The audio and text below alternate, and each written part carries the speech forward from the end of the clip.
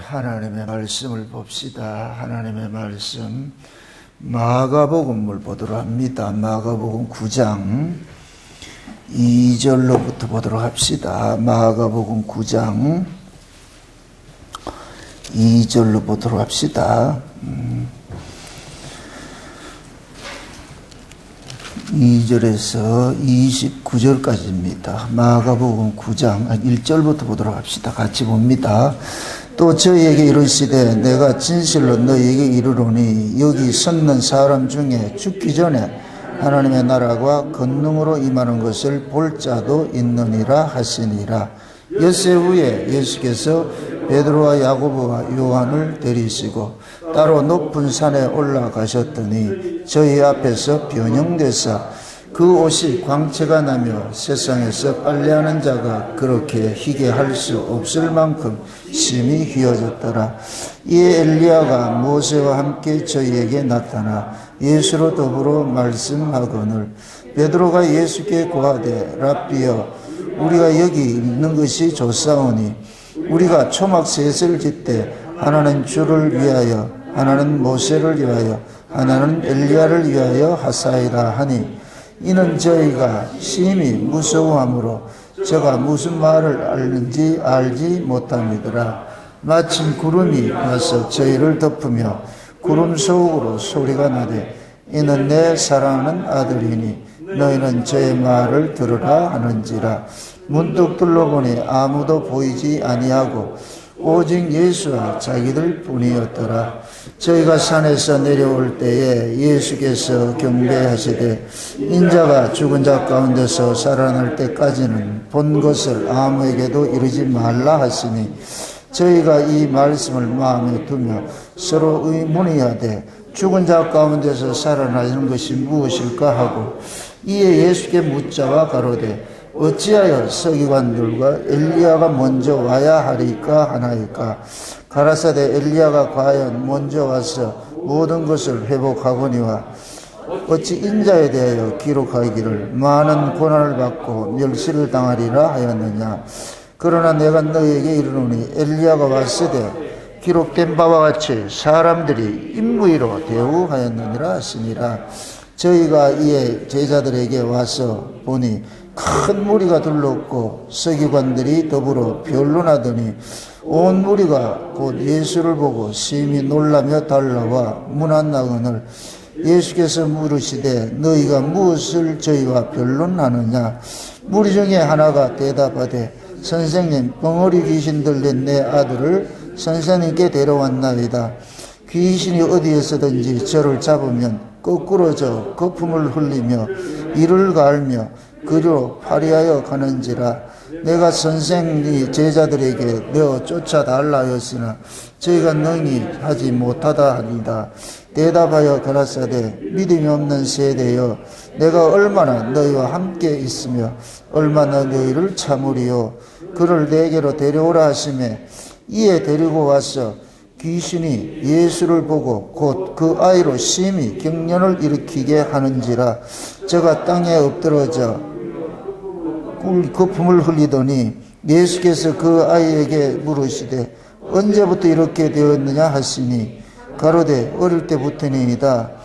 귀신이 저를 죽이려고 물과 불에 자주 넘어졌나이다. 그러나 무엇을 하실 수 있거든 우리를 불쌍히 여기사 도와주옵소서. 예수께서 이르시되 할 수 있거든이 무슨 말이니 이는 믿는 자에게 능치 못할 일이 없느니라 하시니 곧 그 아이의 아비가 소리질러 가로되 내가 믿나이다. 나의 믿음 없음을 도와주소서 하더라. 아멘. 기도합시다. 아버지 하나님, 이 한 시간도 위로부터 오는 하늘에 지혜를 구하고 은혜를 구합니다. 하나님의 은혜가 없이는 잠시도 우리가 살 수 없음을 또 알고 또 하나님의 지혜가 없이는 올바로 하나님의 말씀을 깨달아 알 수 없음을 압니다. 그러므로 우리가 늘 유일하게 위로부터는 지혜와 하늘의 그 은혜들을 구하고 찾고 두드릴 수 있는 그런 마음들을 갖게 도와주옵시길 원합니다.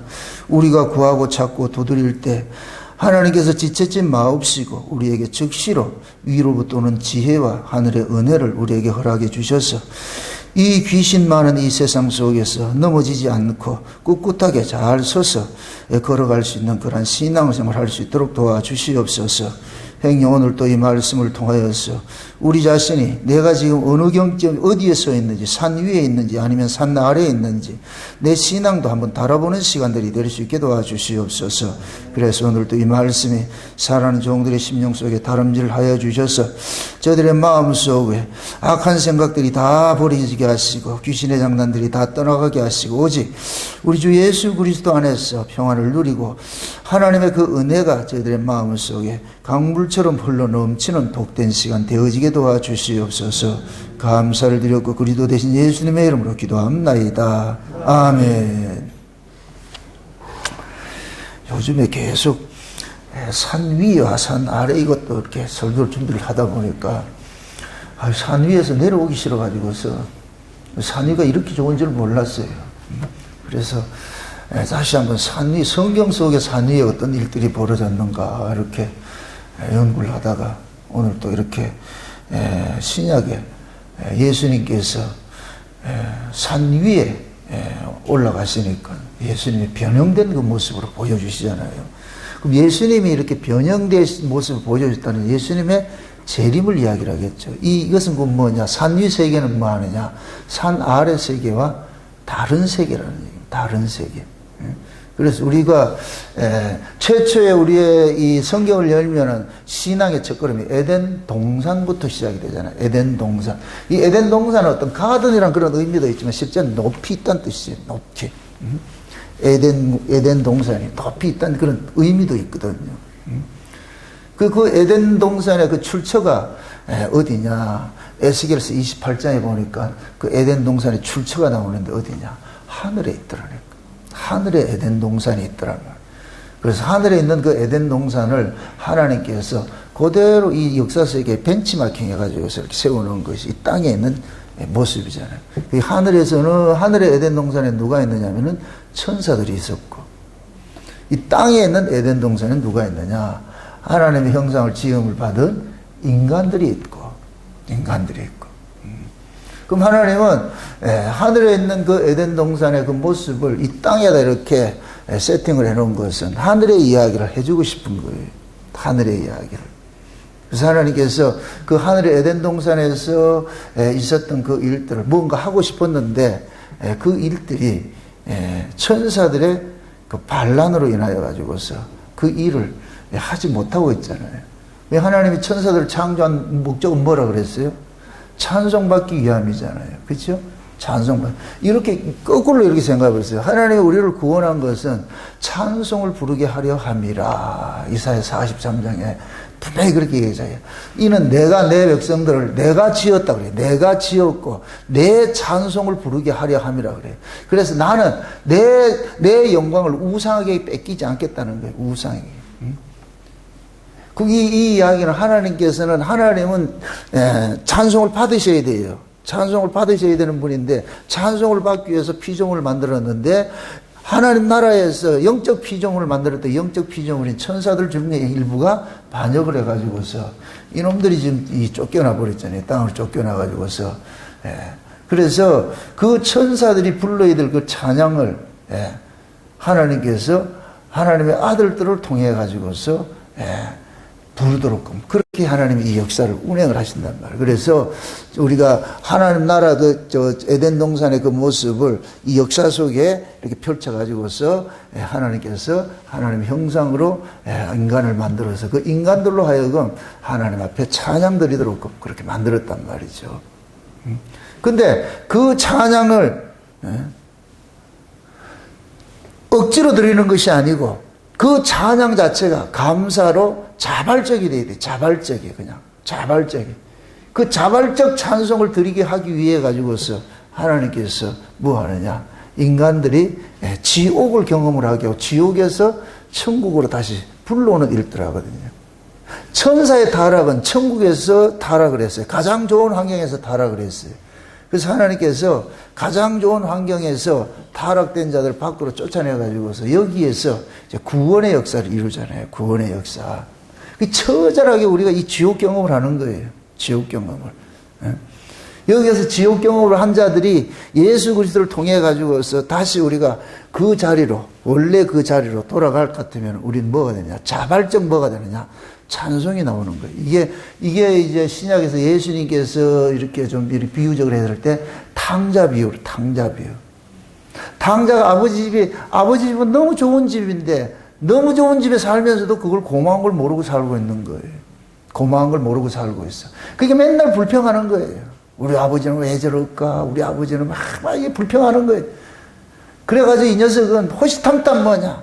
자유를 찾아서 내가 갈 거야. 그래가지고 시간마다 할아버지 앞에 때를 줘. 아버지가 한 번 나 갈게요 해서 여러분 줄 것 같아요? 아마 엄청 때를 쓴 것 같아. 아주 시시때때로 아주 때를 쓰고 있으니까. 그러니까 아버지께서 말을 못해가지고 그래가지고서 지 달라는 걸 해서 줘가지고서 보냈더니까 가가지고 아주 처절하게 집 떠나면 개고생 한다는 게 그때부터 나오는 거예요. 집 떠나면 개고생하는 거예요. 개고생하는 거예요. 그래서 그 개고생을 하면서 강도 만나가지고 다 털리고 말이죠. 처음엔 돈 있을 때는 말이죠. 수많은 사람들이 우러러보고 좋죠. 돈 떨어지니까 주유소 가서 기분 나는 알바 해야 되고, 예를 들어서 또 뭐 그 주유소 알바는 잘못됐다는 얘기가 아니고, 그 부잣집 아들이 돈 많을 때는 가가지고서 뭐 떵떵거리고 살 거 아니에요. 그럼 돈 있으면 누가 몰려요? 강도들이 몰리죠. 자연적으로 사기꾼이 몰리고 막 그 돈 빼먹으려고 말이죠. 오만 것들 다 몰려가지고서 있을 때는 몰랐죠. 다 빨리고 나니까 빈털터리 되니까 어떻게 돼? 돼지 쥐염 열매를 먹었다 그러잖아요. 돼지가 먹는 쥐염 열매를. 이거는 가장 극한의 환경 속에 떨어진 거예요. 이렇게 노숙자만도 못한 모습으로 떨어져 있는 거예요. 그렇게. 그러니 비로소 거기서 뭐하냐? 우리 아버지 집이 그리운 거예요. 아, 우리 아버지 집이 참 좋았구나. 우리 아버지 집이 좋았구나.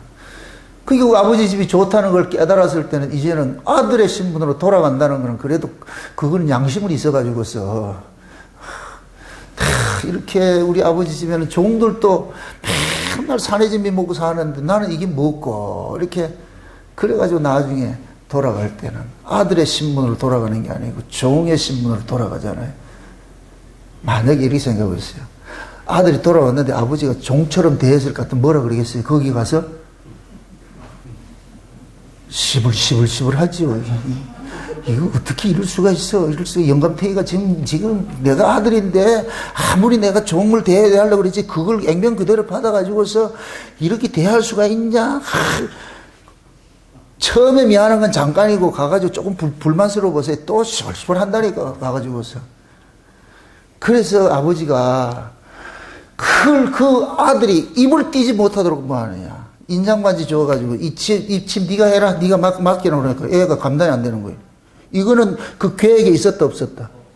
계획 없었던 거잖아요. 너무 엄청난 걸 주니까 할 말이 없는 거예요. 그럼 이 아들이 아버지를 어떻게 섬기겠어요? 시불시불 하겠어요?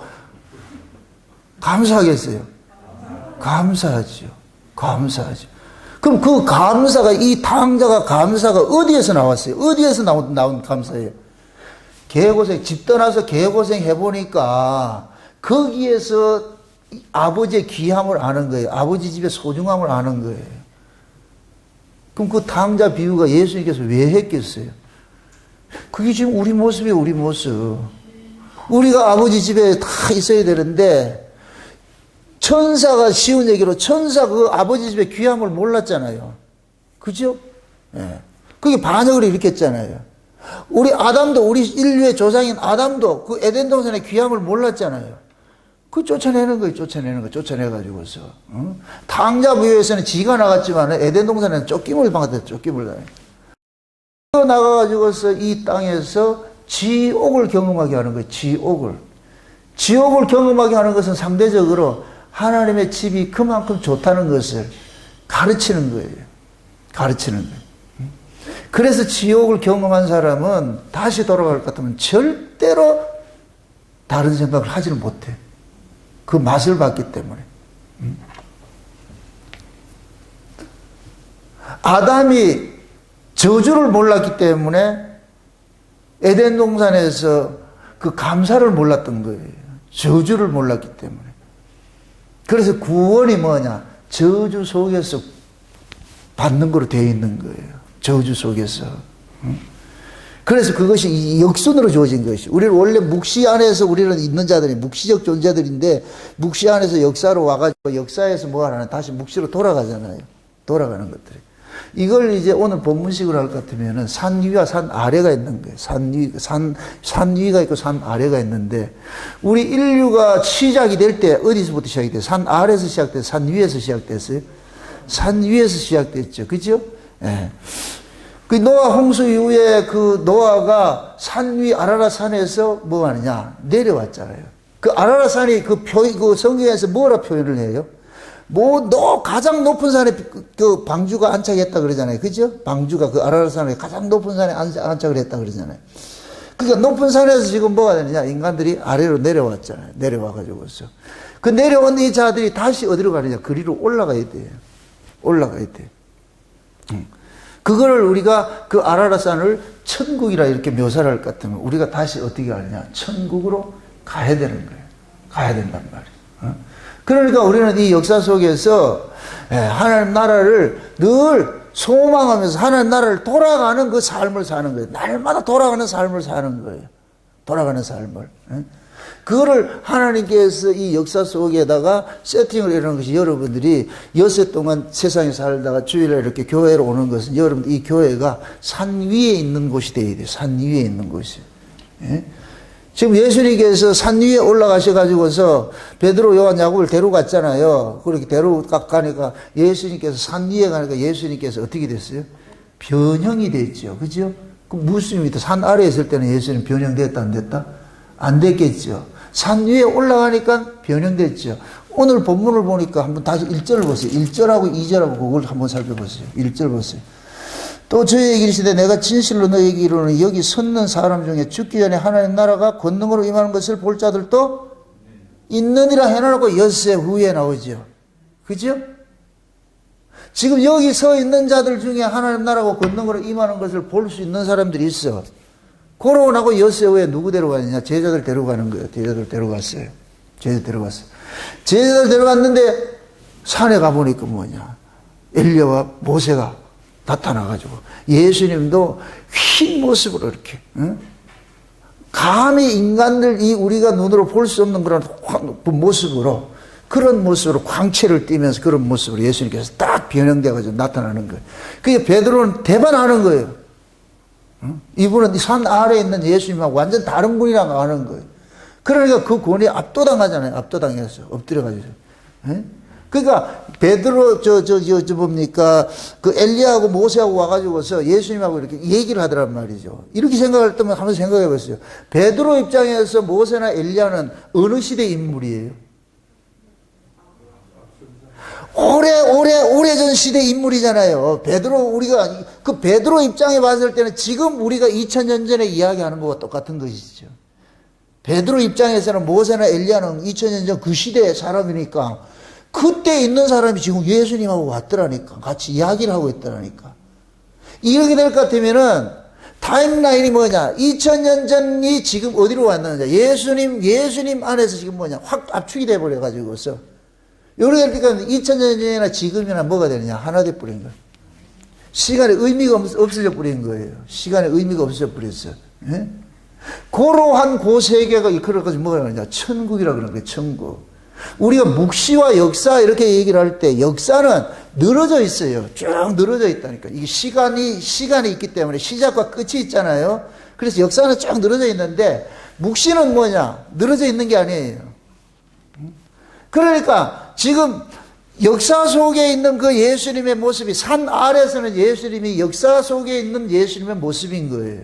역사 속에 있는 예수님 모습인데 산 위에 올라가니까 예수님께서는 역사 속에 볼 수 있는 예수님이 아니고 역사 바깥에 계신 그 예수님의 모습이 보여진 게 그것이 예수님의 흰 모습으로 변형된 모습인 거예요.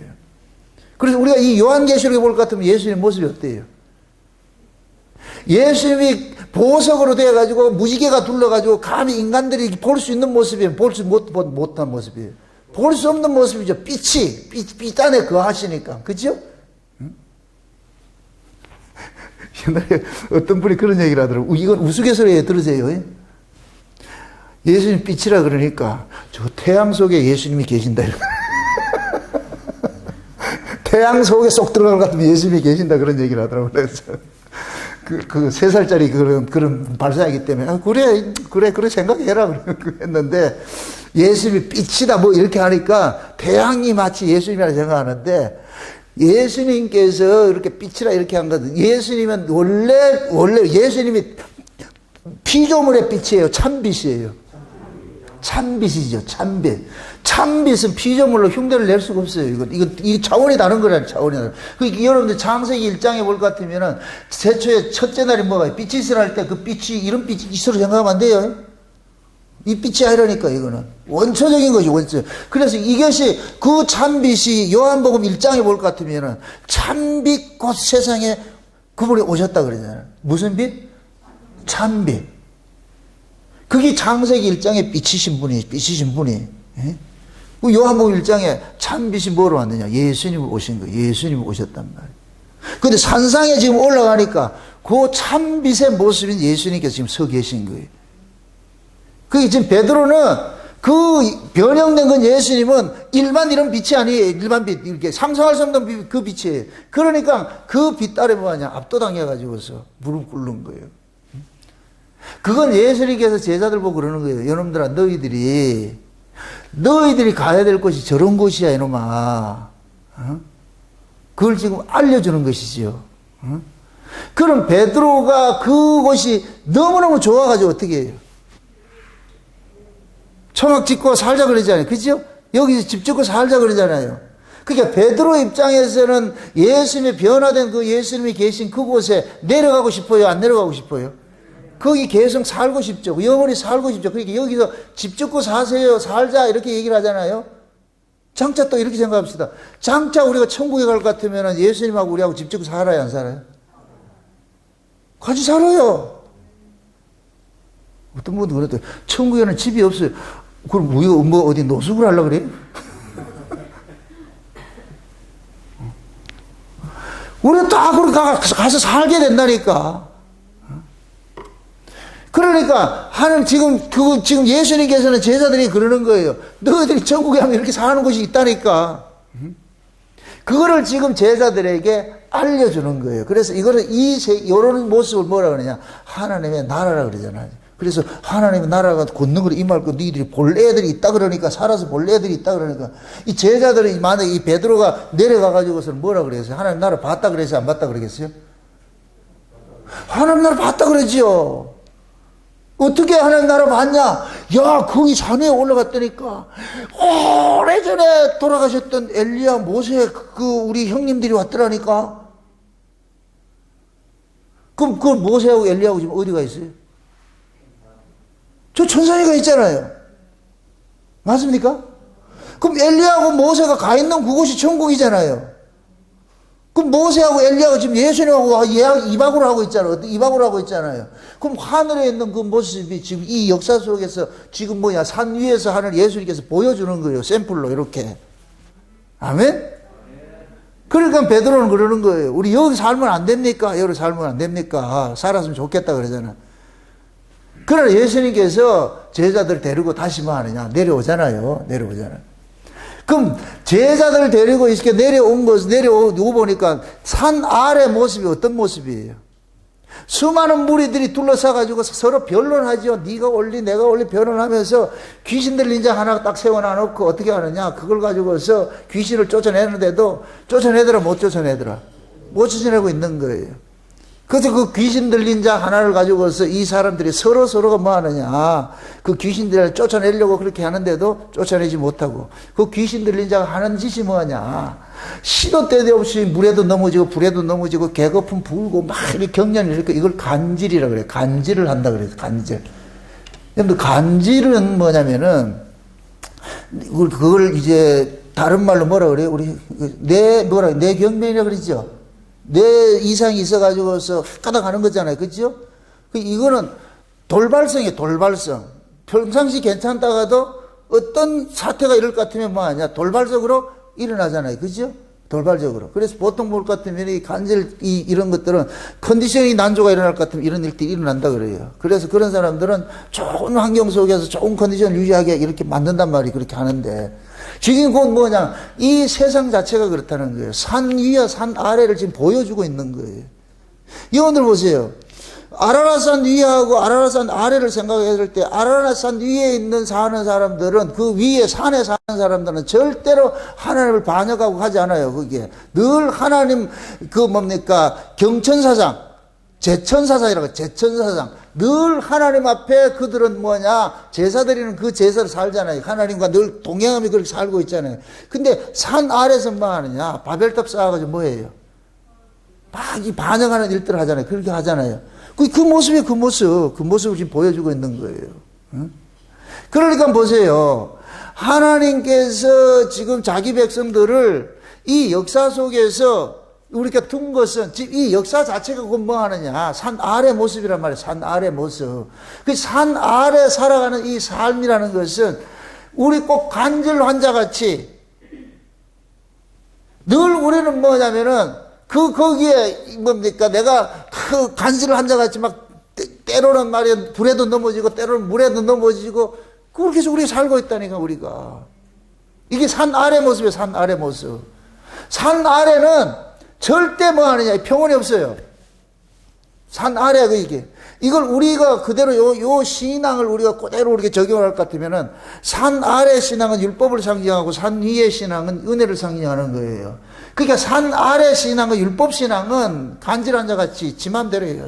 좋다고 나쁘다, 없다고 심하다고 미친년 널뛰듯이 이 율법 아래 있을 때는, 왜 그러냐면 율법 아래 있을 때는 내 컨디션에 따라가지고 때로는 눈을 빼줄 것 같아도 때로는 남의 눈 빼가지고 지한테 좀 말이 좀 표현이 좀 잘 이해하고 들으세요? 아니, 우리가 율법 아래 있을 때는 기분 좋을 때는 내 눈 빼가지고 니 죽게 뭐 어디 아골골짜기 가고 하죠. 그러다가 그 은혜 떨어져 보세요. 뭐 하느냐고. 남하고 빼가지고 지가 하려고 그러지요. 그게 율법 아래에서는 그 신앙이 여일하지 않아. 미친놈 열대도 있으면 어떤 때는 억수로 줬다가 어떤 때는 탁 떼었다가. 여러분들 그런 사람하고 살면 어떻게 했어요?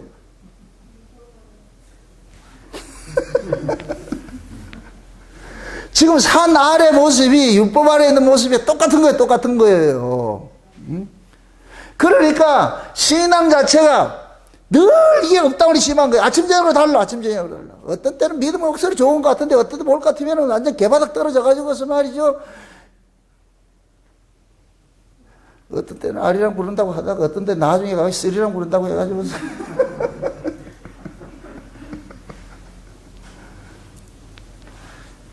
그만큼 신앙의 모습들이 이런 모습을 통해서 보여주고 있는 거예요. 이 전부 시청각 교제. 우리 모습들 보여주고 있다니까. 그래서 산위 신앙은 은혜 신앙을 상징하는, 은혜 아래 있는 자들의 모습이에요. 그게 우리가 은혜를 받을 것 같으면 그 신앙이 뭐냐면 늘 여의를 해요. 업다운이 심하지 않고. 여러분 보세요. 제가 여기 귀신 들린 자를 간질 환자라 이렇게 표현을 하잖아요. 간질은 인간의 컨디션에 따라서 업다운이 심한다 그러죠. 그죠? 이게 율법신앙이라고. 율법신앙은 내 육체 컨디션에 따라가지고 업다운이 엄청 심해요. 업다운이 심한다 그러니까. 근데 은혜 아래에 있을 것 같으면은 다르다니까. 은혜 아래에 있는 사람은 자기 컨디션하고 상관없어요. 왜 그러냐면 이 사람은 어디 힘으로 사느냐면 위에서 오는 것으로 살기 때문에 그런 사람들은 늘 신앙생활이 여일해요. 쉬운 얘기를, 진폭이 그렇게 심하지 않다니까. 응? 그건 왜 그러냐면은 신앙자가 우리가 은혜를 받게 될 것 같으면 그 신앙의 주체가 뭐가 되느냐? 내가 아니고 위의 권세에 잡혀가지고 가잖아요. 이게 하나님의 은혜가 우리를 붙잡고 우리를 신앙생활을 하게 하는 거예요. 그러니까 하나님은 변덕 부리는 분이 아니란 말이죠. 늘 회전하는 그림자 없이 늘 여일한 분이니까 늘 하나님께서 인정적으로 그렇게 고정적으로 주는 거예요. 주는데 산 아래는 그게 아니에요. 산 아래는 내 주체가, 신앙생활의 주체가 누구냐? 내가 하는 거예요. 내가. 주체가 나다 보니까 나는 환경에 민감해요. 이 인간은, 이 몸뚱이는 환경에 민감해. 민감하다 보니까 어떻게 되느냐? 내 컨디션 좋을 때는 억수로 잘하는 것 같은데 컨디션 떨어질 것 같으면 뭐하냐? 간질 환자같이 또 그러는 거예요. 똑같은 거 지금. 그 모습이나 그 모습. 여러분들 상징적으로 이렇게 생각해 보세요. 산 위에서 부는 바람과 산 아래 부는 바람이 달라요.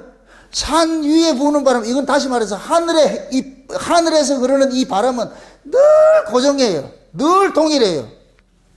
산 위 바람은. 제가 미국에 이렇게 다니면서 이렇게 비행기 타고 같으면은 미국 이 LA를 가잖아요. 여기서 갈 때는 뭐 하느냐, 바람을 등지고 가요. 그래서 똑같은 거리인데도 우리가 LA 가는 것이 여기서 가는 시간하고 거기서 올 때는 바람을 맞고 와. 이것은 바뀐다, 안 바뀐다? 안 바뀌어요. 왜 그러냐? 지구가 늘 여기, 지구가 이렇게 돌았다, 이렇게 돌았다 안 하잖아. 그럼 여러분들이 저 월미도 팡팡 된다니까. 정신 못 차려. 그 하나님은 지금 늘 이 지구는 늘 고정적으로 돌아요. 자기 위치로 돌아요. 여기에서 생기는 바람이 있잖아요. 이게 그 바람이잖아요. 그러니까 이 비행기는 늘 그 바람 안고 가는 사람은 그 바람 안고 가고 등지고 가는 사람은 그 등지고 가게 되고. 아멘? 그래서 여기서 한국에서 LA 갈 때는 바람을 등지고 가니까 이렇게 해서 바람 밀려서 가니까 빨리 가고, 저쪽에서 이리 올 때는 바람을 맞아서 오니까 늦게 오고 기름값도 더 들고 시간도 많이 걸리고. 그러니까 하늘의 바람은 늘 여일에 똑같다니까. 이건 그 뭐를 상징하느냐? 하나님께서 우리에게 주시는 은혜는 늘 이게 우리 똑같아요. 똑같이 주신다니까. 변함없이 똑같이 주신다니까. 그러니까 그 안에 거하는 사람은 이 신앙이 없다면 심하지 않아요. 그 은혜 아래에 있는 그 사람들은 그 신앙 자체가 없다면 심하지 않는다니까. 근데 산 아래는 뭐 하냐? 이건 월미도 팡팡이라.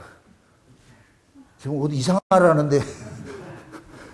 이거는 지 마음대로라. 이 산 아래는 뭐냐? 이 공간과 이 제약이 있기 때문에 바람이 돌풍이 일어나기도 하고. 그래서 이건 감을 잡을 수가 없어. 이게 늘 여일하잖아요.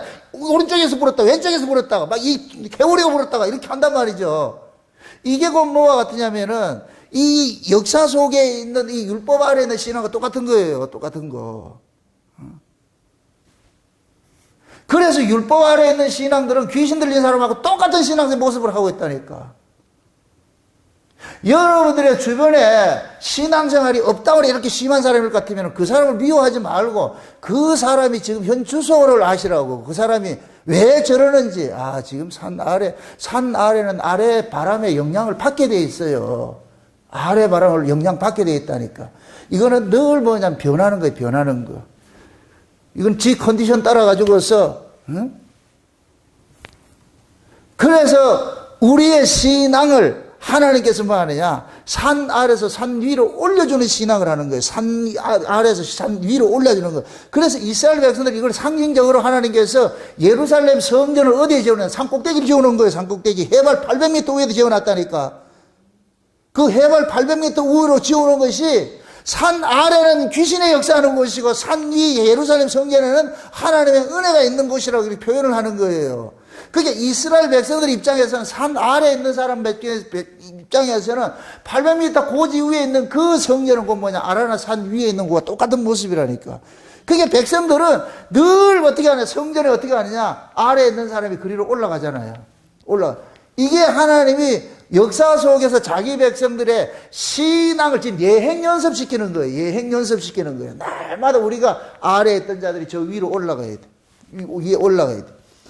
그 위에 올라가야 누구를 만나느냐? 하나님을 만나요. 하나님을. 그래서 하나님께서 예배는 이 산 아래서 안 받아준다니까. 그리로 오라는 거예요. 그리로 오라는 거예요. 거기에. 그걸 지금 예수님께서 산위 변화산의 모습으로 지금 보여주고 있는 거예요. 예수님이 산 아래에 있을 때는 변화된 모습이 아니에요. 근데 산 위에 올라가니까 예수님께서 변화된 모습으로 보여주시더란 말이죠. 이것은 곧 뭐냐? 너희들이 신앙이 산 위에 올라갔을 때, 산 위 신앙이 됐을 때 변형된 그 예수, 빛나는 그 예수님 안에 있고 여기는 요동 없는 그 예수 안에 있는 거. 여기는 평화로워요. 거기는 평등이 그 예수 안에서는 너 나 할 것 없이 모두가 예수님의 그 빛 안에 우리가 압도당해 가지고서 그 안에서 차별 없이 거기에서 뭐냐? 서로 사랑하고 은혜 가운데 이렇게 살아갈 수 있는 거예요. 근데 산 아래 내려올 것 같으면은 이거는 역사 세계니까 벌써 인간 군상들이 모여가지고 서로 뭐 하느냐, 니 잘났냐, 내 잘났냐 이렇게 하면서 재밌는 것이 이 변화산 이 이야기가 마태복음, 마가복음, 누가복음이 나오는데 누가복음에서는 이 밑에 이 사건 바로 밑에 뭐 나오느냐, 누가 더 크냐 이게 싸움하고 있어요. 제자들끼리 누가 더 크냐 이 싸움하고 있어요. 이게 산 아래 모습이에요. 산 아래 모습. 산 아래는 뭐 하느냐, 네가 크냐 내가 크냐. 그러니까 예수님께서 어린아 하나 딱 데려다 놓고 하는 나라는 어떤 나라를 그래요? 이 얼라들 같은 나라라고 그러잖아요. 이 얼라들은 크냐 안 크냐, 싸운다 안 싸운다? 안 싸우죠. 그럼 보세요. 싸운다 얘기는 힘의 논리를 안다는 얘기예요. 힘의 논리를 알고 있기 때문에 힘을 가진 자가 더 가지려고 그러는 거예요. 그러니까 어린아이들은 힘의 논리를 몰라. 힘의 그 의미를 모른다니까. 그래서 우리가 천국을 이야기를 할 때 어린아이가 독사들과 같이 놀고 그 뭡니까 저 사자와 이리와 사자가 같이, 이리와 사자 똑같은 건데 양하고 놀고 송아지하고 놀고 같이 논다 그러잖아요. 그렇게 하는 이유는 뭐냐, 힘의 논리를 세우지 않는 거예요. 그 힘이 필요 없는 것이, 힘이 필요 없는 것이. 그러니까 거기서는 너 나 그냥 우리로 사는 거예요. 평화롭게 사는 거예요. 응? 왜 그러냐, 산 위는 우리 힘으로 사는 것이 아니고 하나님의 것으로 사는 것이, 하나님의 것으로 사는 것. 근데 산 아래는 어떻게 하냐, 내 것으로 살아야 돼. 그게 내 것으로 살다 보니까 뭐 하느냐, 싸울 수밖에 없어. 경쟁할 수밖에 없어. 경쟁할 수밖에. 우리가 신앙생활을 하다 볼 것 같으면은 제 고백이에요. 율법 아래에 있을 때는 다 경쟁자예요. 율법 아래에 있을 때는 같은 교회 안에 있어도 경쟁의식이 있어요. 경쟁의식이. 저 사람보다 내가 더 신앙이 좋다는 것을 인정받고 싶어 하는 거예요. 그래서 뭐를 내느냐, 저 사람보다 내가 좀 열심히 있는 거 하는. 그래서 새벽 기도 할 때도 다 보고 있을 것 같으면 안 가요. 자더라도. 딱 나가면 그때 딱 나간다니까. 제가 그랬다니까. 뭘. 웃는 사람들은 자수하시라고 지금 다 이 전과자들. 그래서 목사님들이 그러는 거예요. 참, 이게 참, 아주 참, 서글픈 것인데, 목사님들이 그러는 거예요. 꼭 기도를 이렇게 늦게까지 하는 권사님들이 있을 것 같으면은, 목사님 여기서 자버리는 거예요, 그냥. 그럼 나중에 그 권사님 가고 나면은, 간다니까. 왜 그러냐. 권사님보다 먼저 목사님 나갈 것 같으면, 이 촉새가, 목사 기도하지 않고 내가 더 기도 많이 했다. 이렇게 하고 돌아다닌다니까, 이게. 저는 낯선 이야기 같아요. 뭐 안 해봤으니 안. 그게 우리가 율법 아래 있을 때는 모든 게 경쟁이에요. 내가 저 사람보다 더 믿음이 있다는, 그때는 믿음을 뭘로 표현을 하느냐. 내 열심으로 증명을 하는 거예요. 이게 아래 거예요. 아래 구조. 근데 저 위에 가면은, 산 위에 가면은 내 것으로 사는 것이 아니고 누구 것으로 사느냐, 하나님 것으로 사니까 여기는 경쟁이 필요가 없는 거예요. 아멘? 그럼 산 위에서 만약에 기도하는 것 같으면 일찍 갔을 거예요, 아마. 늦게 있을 필요 없어요. 그러니까 산 위 신앙이 있는 사람들은 경쟁이 필요가 없어. 응? 거기는 내 힘으로 사는 것이 아니잖아. 하나님 주신 것으로 사니까. 그러니까 쫓기지 않는 거예요. 우리가 은혜를 받으면 그 신앙이 그렇게 가요. 은혜를 받으면. 그래서 제가 이렇게 목회를 하면서 많이 이렇게 느끼는 것이, 어떤 사람은 경쟁자로 만나고, 어떤 사람은 저는 항상 동력자로 대한다. 동력자로. 그래서 내가 잘 쓰는 단어가 뭐냐? 동무라 그래요. 동무.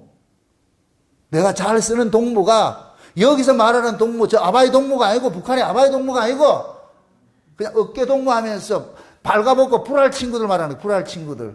요걸 지금 예수님식으로 할 것 같으면 친구라 그러는 거예요. 친구. 내가 이제는 너희들 종이라 하지 않고 친구라 한다 그러잖아요. 그 친구, 그것을 한국말로, 순수한 한국말로 동무라 그래요. 동무. 그럼 저는 이 말씀을 깨닫고 나서 은혜를 받고 나가지고서 경쟁할 대상이 없는 거예요. 그럼 경쟁할 필요가 없는 것이죠. 서로 뭐 하느냐. 아니, 내가 좀 깨닫지 못하는 게 저 사람 더 깨달을 것 같으면 그거 이용하면 얼마나 좋아. 그렇게 해서 서로 되잖아요.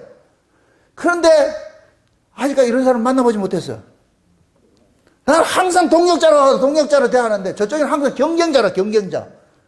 그게 경쟁을 하다 보니까 뭐냐, 내가 니보다 실력이 있니 없니 조금 이렇게 나오는 거예요.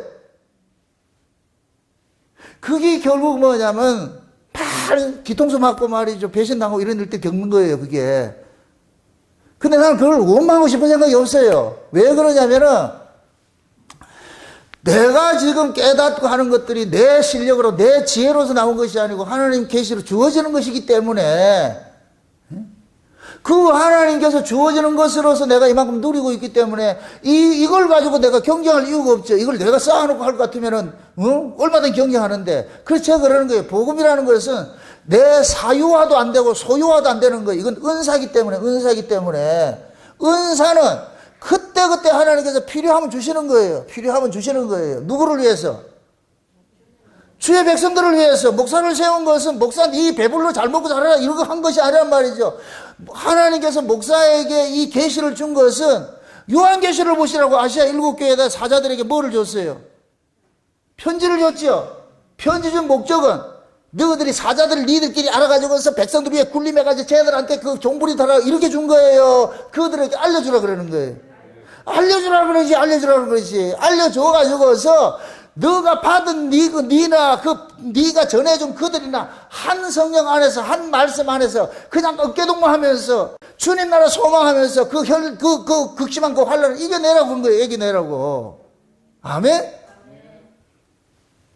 근데 이건 위로서 오는 그 은혜를 받은 사람은 전부 이래 하는데, 위로서 오는 은혜를 받지 않고 아래 것을 받은 사람은 전부 경쟁이에요. 경쟁. 내가 니보다 더 한다, 내가 더 똑똑하다, 이거 가지고 경쟁을 하는 거예요. 경쟁하는 거예요. 그럼 이 경쟁하는 사람은 그 속에 힘이 있냐? 절대로 힘을 누리지 못해요. 그래서 경쟁하는 사람들 입에서는 늘 시부리 한다니. 이 말이 모르는데. 경쟁하는 사람 입에서는 좋은 이야기가 안 나와요. 늘 누굴 비판하고 정죄하고 사람을 디스하고 그러죠. 저 사람보다 막 이렇게 하잖아요. 그런데 은혜 안에 있는 사람은 그렇게 할 필요가 없다니. 이건 경쟁할 대상이 아니기 때문에. 여러분들 복음은 경쟁하는 게 아니에요. 절대로. 왜 그러냐? 위에서 주는 것이기 때문에. 아멘? 그 위에서 주는 것을 받는 사람은 위에 걸 받은 것에 그 기쁨으로 그냥 사는 거예요. 기쁨으로 그거 감사하고 사는 거예요. 그러니까 산 아래 신앙과 산 위 신앙 이렇게 차이가 난다니까. 이렇게 다르다니까.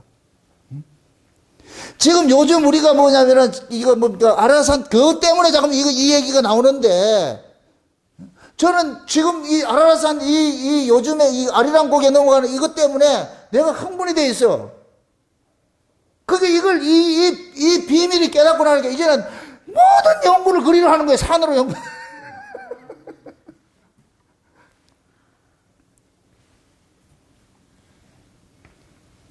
여기 보세요. 산 위에 있으면은 산 아래 안 보여요. 산 위에 있으면은 베드로처럼 산 위에는 누구만 보였어요? 여기 그러잖아요. 이 본문이 뭐야? 누구만 보이더라? 예수만 보이더라 그러잖아요. 예수만 보이더라. 산 위에 오니까 예수만 보이고, 산 아래 내려오니까 뭐가 보여요? 온갖 군상들이 귀신 쫓아내니 애니만이 그런 모습들이 보이잖아요. 우리 모습, 우리의 신앙들이 여러분들이 은혜를 받아서 내가 산 위에 신앙이 있을 것 같으면은 예수님 한 분으로 여러분들 만족한다니까. 우리가 여러분들이 은혜를 받을 것 같으면 그 은혜 받은 것으로 만족이 되잖아요. 뭐 누구 볼 거 자시고 할 것도 없이, 그죠?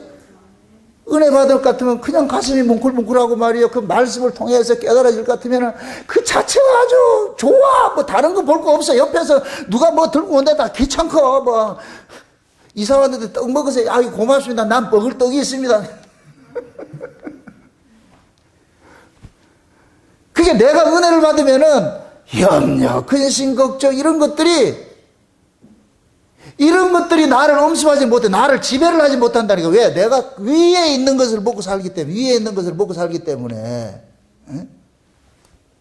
근데 아래에 있는 사람들은 예수가 보이는 게 아니고 뭐만 보이냐? 이 환경만 보이는 거예요.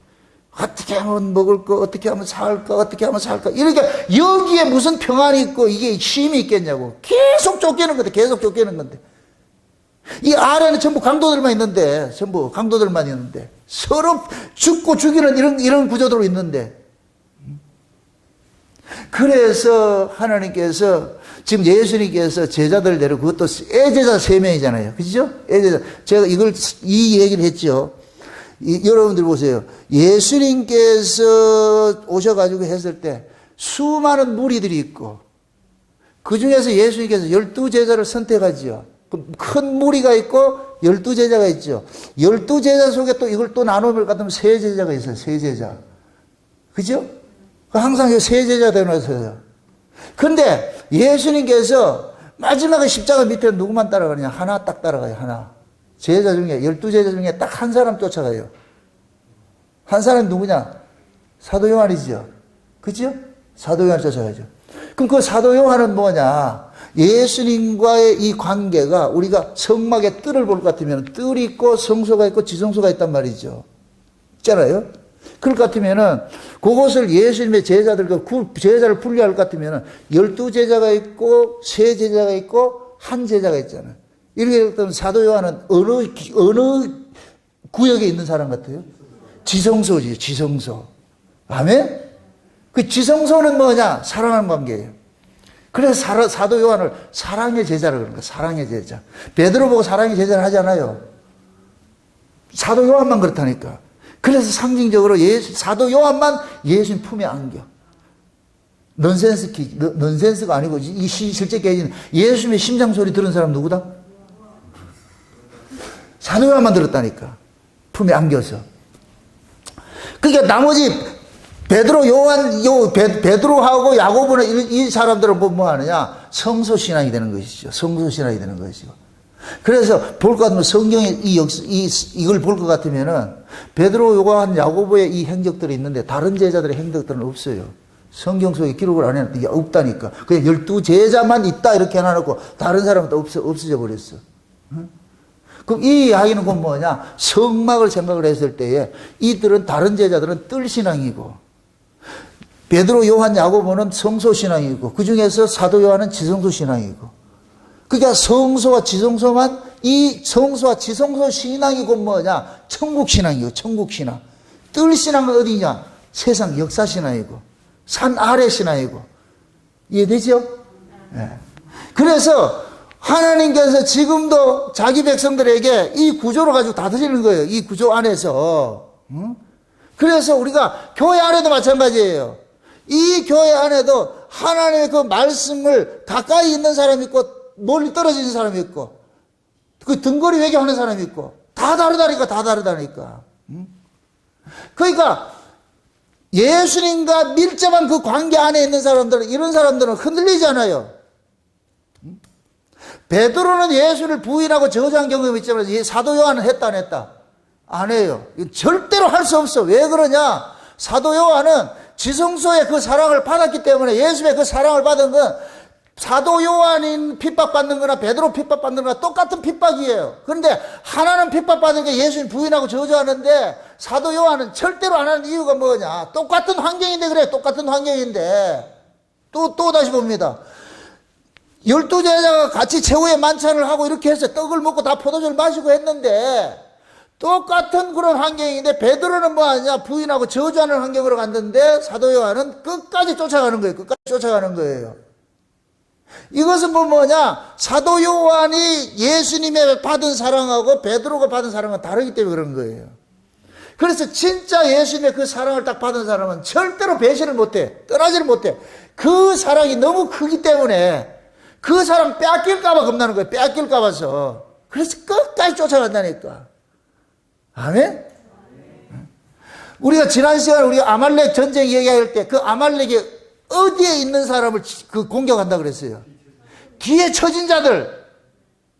뒤에 처진 자는 건 뭐냐? 뜰신앙 같다. 그러니까 이 사람들은 불평불만 하는 거예요. 불평불만 하는 거예요. 여러분들 보세요. 우리가 신앙생활 하는 것들은 우리의 뜻을 이루고자 하는 것이 아니고 누구 뜻을 이루려고 하는 거예요? 아버지의 뜻을 이루려고 그러잖아요. 아버지의 뜻을 이루려고 그러잖아요. 그러니까 우리가 주기도문을 배울 때도 그러잖아요. 하늘의 뜻이 아버지의 뜻이 땅에서 이루어지기를 바라잖아요. 그 아버지의 뜻이 땅에서 이루어지는 이 일을 하기 위해서 누가 오셨나요? 예수님이 오셨고, 예수님이 가시고 뭐를 다른 보혜사를 보내주시는데 성령이 오시잖아요. 그죠? 성령이 우리 가운데 오게 될 것 같으면 이 사람이 뭐가 되느냐? 역사에서 묵시로 쑥 바뀌어져 버려요. 산 아래 신앙이 산 위 신앙으로 확 바뀌어버린다니까. 아멘? 그 산 위 신앙으로 바뀌어지는 이 사람은 절대 그 기쁨, 그 맛을 빼앗기지 않아, 이거. 다른 사람이 다 떠나간다 할지라도 이 사람은 이거 지켜요. 이거는 예수를 맛본 사람만이 가지고 있는 능력이에요, 이게.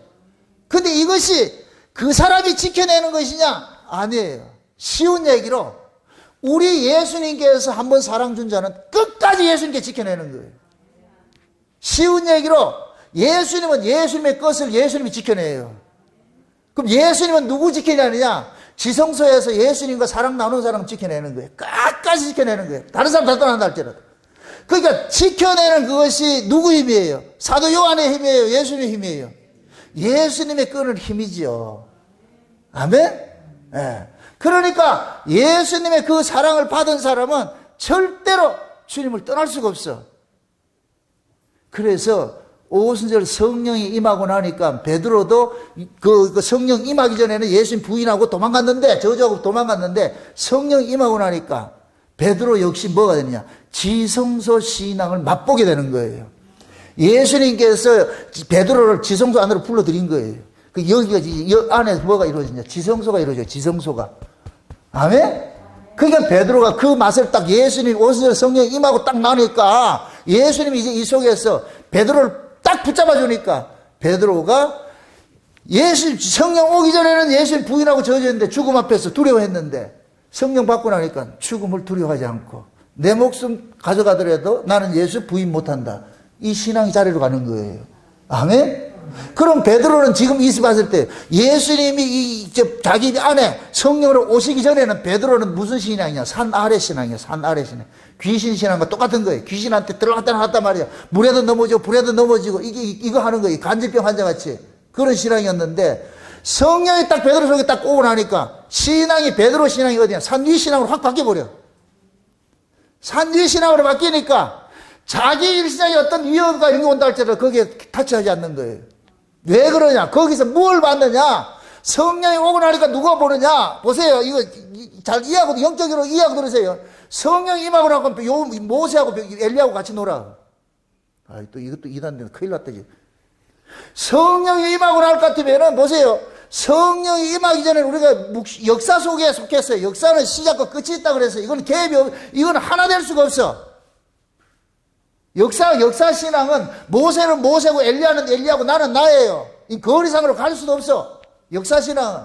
근데 성령이 오면은 우리를 어느 신앙으로 끌어오느냐? 산 위 신앙으로 끌어오는데 이게 묵시란 묵시. 묵시 안에서는 역사적 이 사실이 없는 것은 역사가 뭐가 돼? 예수 안에서 하나가 확대해 버리는 거예요. 아멘? 그래서 묵시 안에 들어갈 것 같으면은 성령이 우리 안에서 올 것 같으면은 모세와 엘리야가 멀리 있는 인물이 아니고 뭐냐? 지금 현재 나와 함께 있는 그 인물로 느껴지는, 이게 믿어지는 거예요. 아멘?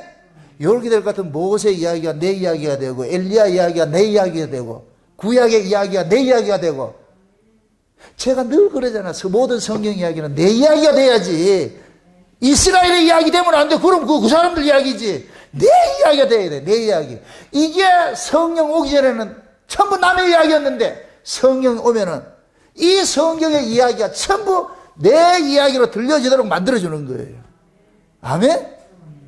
그게 성령이 오면은 우리의 신앙이 산 아래 귀신 노름하는 그 신앙, 올라갔다 내려갔다 하던 그 신앙이 벗어나서 뭐하냐? 요동 없이 흔들림이 없는 그 신앙 세계로 빨려 들어간다니까. 아멘? 그게 그런 이 산 위의 신앙으로 이렇게 바뀌어져야 뭐가 하느냐? 내가 이 신앙생활이 힘들지가 않아. 묻습니다. 그럼 내가 살아가는 것도 내가 예수 성령 받기 전하고 받고 난 후가 달라요. 똑같아요. 살아가는 환경은. 똑같은 환경인데 내가 보는 뷰가 달라진다니까. 보는 것이 달라지는 게 보는 것이. 역사 속에 있을 때는 성령 받기 전에는 이 역사 속에서 내가 어떻게든 살아나야 돼. 그게 여기서는 어떻게 경쟁해야 되고 해야 돼. 내가 여기 해야 돼. 그런데 은혜를 받고 보니까 이 아래 것들은 흙으로 보이는 거예요. 허상으로 보이는 거예요. 이 실상이 아닌 거예요. 그러니까 여기에 대해서 목숨 걸 필요가 없는 거예요. 이거에 대해서. 베드로가 다메섹에서 예수님 만나고 보니까 누가 자기 걸 뺏는다 가지고 때리니까 맞고 욕하면 욕먹고 바울이 그걸 달라지는 거예요. 옛날 같으면은 다메섹 이전에는 그게 된다 안 된다? 안 되지요. 그래서 우리가 은혜를 받으면 사람이 바보 같아요. 욕심도 사라지고 자존심도 사라지고. 왜 그러냐? 내가 나를 지키는 것으로부터 내가 자유로워져 버려요. 법 아래 있을 때는 내가 나를 지켜야 돼. 누가 나를 어떻게 평가하느냐? 그게 항상 남의 눈에 나를 비는 거예요. 저 사람이 나를 어떻게 생각할까? 저 사람이 나를 어떻게 생각할까? 항상 그러니까 쫓기는 거예요. 근데 은혜를 받아볼 것 같으면 저 사람이 나를 어떻게 생각하든 상관없어. 그래서 옷도 그냥 어디 가는데 시장 가는데 나 그 옛날 같으면은 은혜 받기 전에는 그저 구집에 발라가지고 탁 해가지고서 어디 시장 가는데 왜 그렇게 가냐고. 그런데 그때는 그렇게 가야 돼. 왜 그러냐? 나니까. 은혜 받고 나니까 막 그게 없어. 그냥 허브디디 해가지고 또 허브디디 다니라는 얘기가 아니고 가치관이 완전히 달라져 버리잖아요. 살아가는 그 삶의 가치가 내가 산 위의 세계를 받느냐 못 받느냐에 따라서 완전히 달라지는 거예요. 그래서 성경 속에 베드로, 요한, 야고보의 이야기가 쭉 나와 있어요. 얘들은 저 위의 세계를 봤어. 예수님께서 걔들만 보여줬어. 그게 이들이 곧 뭐냐? 이 세상을 이기는 모습으로 나타나는 거예요. 그래서 야고보 같은 경우는 제1 순교자로 나타나죠. 그 다음에 역사 속에, 사도행전 역사 속에 누가 나타나요? 베드로, 요한 나타나는 거예요. 베드로, 요한이. 응? 다른 제자들 나타나요? 안 나타나죠. 7 집사들 세워가지고 그들 쓰는 모습으로 나타나죠. 다른 제자들 안 나타나죠. 왜 그러냐? 베드로, 요한, 야고보는 뭐냐? 저 윗세계를 봤기 때문에. 그때 나머지 제자 구원 못 받다 이 소리가 아니고 그걸 보여주고 있다니까. 그럼 이렇게 생각해 보세요. 베드로가 예수님을 부인하고 저주했을까? 그럼 다른 제자들은? 당연히 하죠. 당연히. 큰형님이 저주를 했는데, 부인했는데. 그럼 베드로가 하이방 났어. 십자가 딱 진다 그러니까 하이방 났어. 그럼 다른 제자들은? 믿음 지켰다. 하이방 더 넣는다. 넣을 수밖에 없지요.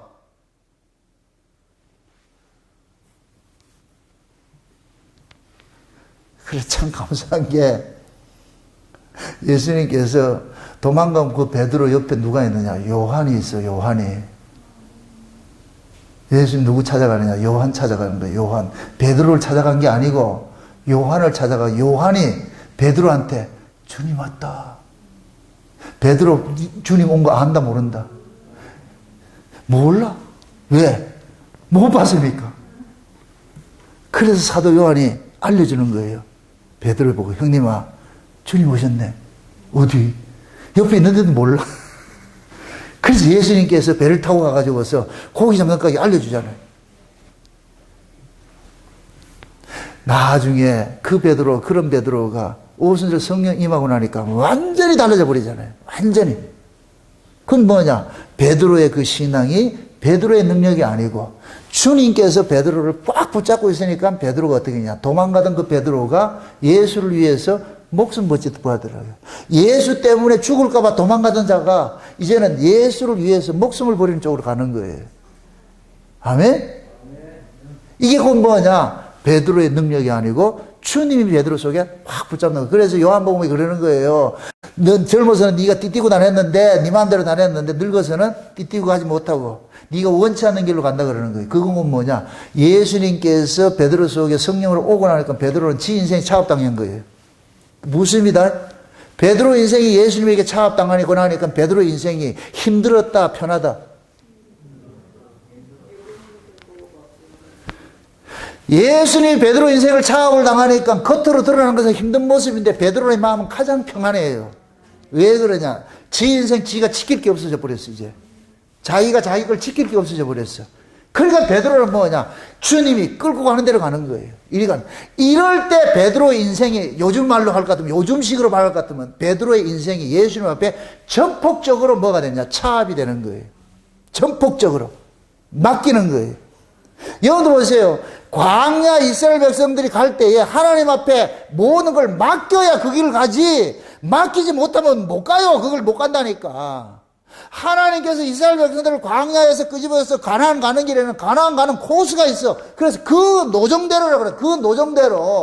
그 노정대로는 어른이 가고 아이들 코스가 따로 있는 게 아니에요. 어른이나 아이나 똑같이 가야 돼요. 똑같이. 이걸 여러분들이 아라라산에서 욕단의 후손이 이 동방으로 올 때에 아들 코스 따로 있고 어른 코스 따로 있는 게 아니에요.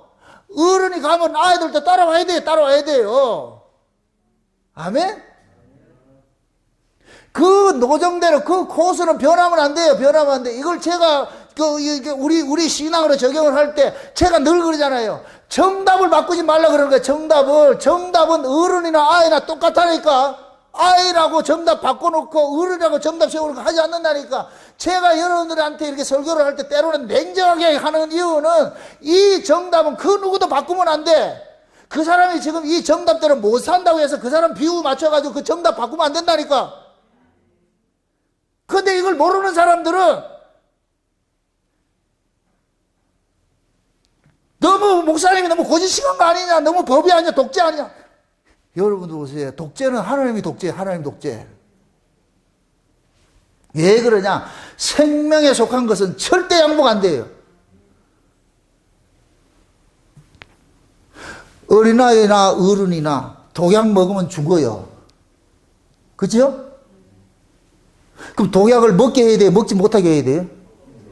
독약 자체를 먹지 못하게 해야 되잖아요. 그죠? 독약을 안 먹어야 되는 거예요. 어르니까 좀 먹어도 되고 아이는 안 먹어도 이런 개념이 아니고, 우리가 생명에 속한 건, 생명에 속한 것은 하나님께서 자기 백성들을 다뤄가는 데 있어가지고서는 그 정해진 코스가 있어, 코스가. 그래서 제가 이걸 비유적으로 컨베이어 벨트라고 그러는 거예요, 컨베이어 벨트. 이 컨베이어 벨트는 레일 따라가는 거예요, 레일 따라. 이 벨트 입장에서는 레일이 곧 뭐냐? 그 노정이에요, 노정. 이 컨베이어 벨트가 예를 들어가지고서 좋은 환경 속으로 갈 때도 있고 나쁜 환경 속으로 갈 때 있잖아요. 이게 사망이 음침한 골짜기도 갈 때도 있고 잔잔한 물가로 갈 때도 있고 그거 있잖아요. 그럼 이 코스는 어른이나 아이나 똑같이 지나와야 돼. 똑같이 지나와야 돼. 아이라고 해가지고 이거 패스시키고 그러지 않는다니까. 그 과정을 다 지나게 돼 있어요. 그러니까 이런 것들이 우리가 교회 안에서 같은 신앙생활을 하면서 우리가 겪는 아픔들. 어떤 사람들 볼 것 같으면은 앞서간 사람도 있고 뒤에 따라오는 사람 있잖아요. 뒤에 따라오는 사람이 그걸 따라오지 못한다 해가지고 내가 이거를 가지고 이 레일을 틀어가지고 그거 직진해주면 안 된다니까, 이거. 우리는 그럴 자격도 없고 그렇게 해서도 안 되고. 그럼 어떻게 해야 되냐? 힘들어도 따라와라. 힘들어도 따라와라. 이 코스는 반드시 지나가야 된다. 아라라산 넘어오면서 이쪽으로 넘어오면서 앞에서 어른들이 갈 때 뒤에 따라오는 아들이 뭐라 그랬겠어요? 룰루랄라 하고 왔겠어요? 가면서 원망할 거예요. 왜 이런 코스를 데려가냐? 저 영감태에는 왜 꼭 우리가 이렇게 가야 되냐? 그럼 지치면은 아버지가 하나 이쪽 울러 밀고 저렇게 울러 밀고 가는 거예요. 한 걸음 두 걸음 가자. 아리랑 아라리요 하면서 가야 되는 거예요. 가야 되는 거예요. 예? 그렇게 같이 그 고개를 넘어왔던 애들이 그럼 이 신앙을 어떻게 지키겠어요? 대충 지키겠어요? 생명 걸고 지나왔는데, 그 신앙 하나 때문에 왔는데. 마치 과거에 청교도 신자들이 미국에 가가지고서 신앙생활을 대충 했어요? 철저하게 했어요, 철저하게. 지금은 미국이 개판돼가 그렇지만은 미국이 처음에 청교도 신자들이 그리 가가지고 올 때는 철저하게 했다니까, 철저하게. 어떻게 그 신앙을 받아왔는데. 그러니까 하나님께서 산 아래에 있던 자들 산 위로 올려가지고서 산 위로 가는 그 신앙생활을 하나님께서 내려가지 말라 그러는 거예요. 산 위로 내려가지 말라 그러는 거예요. 그러니까 산 위에 있는 이 신앙들은 늘 그 산 위에 있는 그 노정을 걸어가야 돼. 그 노정을 걸어가야 돼. 그러기 위해서 이 길이 힘들고 어렵기 때문에 뭐 하느냐? 우리가 기도하는 거예요. 하나님 앞에 도와주세요. 도와주세요. 힘들어요. 신앙생활 쉬운 게 아니라니까. 여러분들이 천국을 그 대충대충 생각하지 마시라. 천국 가는 길은 많은 환난을 겪어야 돼. 많은 환난을 겪어서 이 목숨 바꿔달라 그런다니까. 그래서 이것이 우리 힘으로 안 되기 때문에 하나님 앞에 뭐 하느냐? 기도하는 거예요. 도와주세요. 하나님 도와주세요. 살려주세요. 살려주세요. 이런 것들을 아는 것 같으면 신앙생활을 대충대충 한다, 안 한다? 여러분들이 여러분들 자녀들한테 그 애들이 어렵고 힘들다고 해서 신앙생활 대충대충 이렇게 하라고 그렇게 여러분들이 해줄 수 있겠어요? 못 해줘요. 할 수가 없어. 힘들어도 격려하고 또 가자. 한 걸음 또 가자. 한 걸음 또 가자. 아마 그림을 여러분들 한번 그려보시라고. 그 고개를 넘어갈 때 앞에서 욕단이 끌고 탁 갈 때 그 후손들이 따라가면서 수많은 사람이 따라갈 거 아니에요.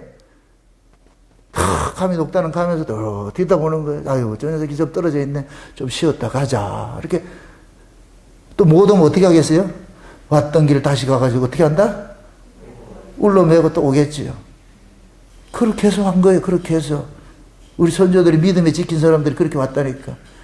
근데 저 산 아래에 있는 애들은 그런 게 있다 없다? 없어요. 먹고 마시고 흥청망청하면서 부어라 마셔라 그 즐기고 사는 거예요. 그러나 산 위는 오로지 하나밖에 없어요. 왜? 우리 주님 산 위에 계신 걸 알기 때문에. 산 아래를 안 내려간다니까. 그래서 이 초대교회 욕단의 후손들은 산 아래로 안 내려가. 전부 산 위로 산 위에 마을들을 가는 거예요. 산 위에 마을들. 왜 그러냐? 그들에게는 산 위가 누가 있다는 걸 알기 때문에. 우리 하나님이 계시기 때문에. 그래서 내가 지난번에 메아리 했잖아요. 메아리. 이쪽에서 여호와여 할 것 같으면 저쪽에서 뭐라 그런다? 나다 하지. 그렇게 위로받는 거예요. 위로받는 거예요. 여러분들이 힘들고 어려울 때 와가지고서 주야 할 것 같으면은 그 이렇게 오는 소리 안 들려요? 그럼 옆에서 그러잖아요. 나다. 다 알고 있다. 너 다 알고 있어. 힘내. 힘내. 이제 곧 올 때니까. 우리 주님 곧 오실 때 가까웠다고. 그 위로해 주잖아. 기도할 때 여러분들 왜 기도하냐고. 그런 거 들으셔야 돼요. 그런 것들을. 에? 세미하게. 에? 엘리야가 가가지고서 동굴 속에 기도할 때 막 폭풍 가운데 하나님 나타나지 않아요. 세미한 음성 가운데 나타난다. 그걸 들을 줄 알아야 돼. 에? 그래서 지치고 힘들고 있을 때 주님 앞에 큰 소리 안 해도 돼요. 에? 제가 처음에 이렇게 교회 개척하고서 어렵고 힘들 때 교인들 다 내가 교회 질길 해가지고 했을 때 교인들 다 떠나가가지고서 한두 명 딱 남았을 때 내가 그랬거든. 그때 그렇게 해서 아시지요? 아시죠? 아시지요? 아시지요? 아시지요? 주님. 그 노래 속에 내 모든 1만 마디가 다 들어가는 거예요. 내 안에 있는 모든 것들이 그 노래 속에 다 담겨져 가는 거예요. 저는 그걸 알았거든. 그러니까 나는 다른 거 할 필요 없어. 그냥 아시지요? 아시지요? 아시지요? 그럼 하나님 뭐라고 위로한다? 알고 있다. 다 알고 있다. 그래서 이겨내는 거예요. 그렇게. 한 걸음 두 걸음 오다 보니까 여기까지 왔어. 창세전 언약을 깨닫게 해주시고 창세전 언약으로 만족하지 말고 아라라산 넘어가라고. 이제 그 고개 넘어가야 될 때가 가까우니까 이제 하나님께서 그 고갯길 알려주는 거야. 이렇게 생각하고. 그래서 지금 우리가 아리랑 노래를 부르면서 아라라산 다시 넘어가는 그 길 가는 거예요. 그거요. 그러다 보니까 야, 산 위의 신앙이 이렇게 좋은 것이구나. 내려가지 말자고. 산 위에 있다 볼 것 같으면 지금 수요일인지 금요일인지도 몰라. 우리 김성호 집사님 탁 오자마자 그러는 거예요. 목사님 오늘 금요일입니다. 나도 안다.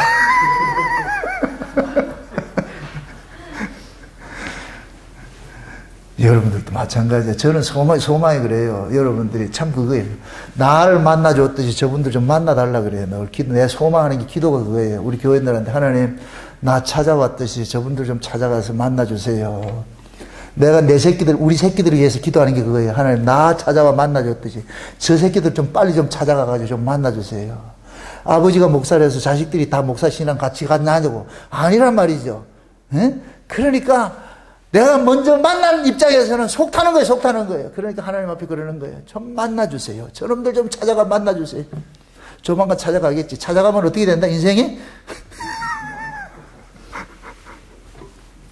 여러분들도 마찬가지요. 제가 소망하는 게 그래요. 하나님, 우리 물산 목양교 성도들이 제가 만난 이 주님, 날 만나주셨던 그 주님, 내가 만난 주님이 아니고 주님 날 찾아왔듯이 나다 이렇게 계시해 주셨던 그 주님, 저들에게 찾아가 계시해 주셔서 저들도 나와 똑같은 이 신앙 안에서 같이 춤추고 어깨동무하고 저거 알아서 넘어가게 해주세요. 예? 그 기도한다니까.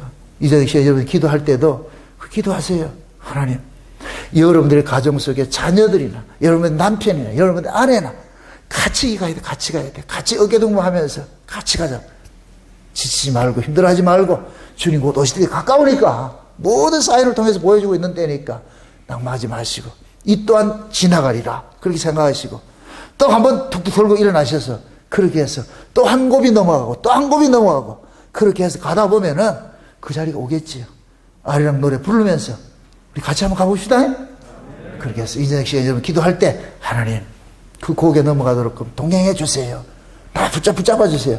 그렇게 기도하시기를 주의 이름으로 축원드립니다. 기도합시다. 아버지 하나님 감사합니다. 하나님의 은혜가 오늘 또 우리의 마음을 주장해 주셔서 우리가 산 위의 신앙과 산 아래의 신앙이 이렇게 다르다는 것을 우리가 알았습니다. 우리는 율법 아래 있는 자가 아니고 하나님의 은혜 아래 있는 자들입니다. 그러므로 저희들의 삶 속에 늘 하나님께서 은혜로 간섭해 주셔서 저희들의 신앙이 불에도 넘어지고 물에도 넘어지는 그 과정을 다 지나왔으니 이제는 그 과정 다 이제 패스해서 오로지 저 산 위에서 베드로처럼 초막 짓고 살고 싶어하는 그런 자리로 나아갈 수 있도록 도와주시옵소서. 이 시간 주님께서 저들 위로하시고 찾아가 주셔서 내가 너와 함께 동행한다는 이 사실이 믿어지고 깨달아지는 그 시간들을 가질 수 있도록 도와주시옵소서. 감사를 드리고 예수님의 이름으로 기도합니다. 아멘.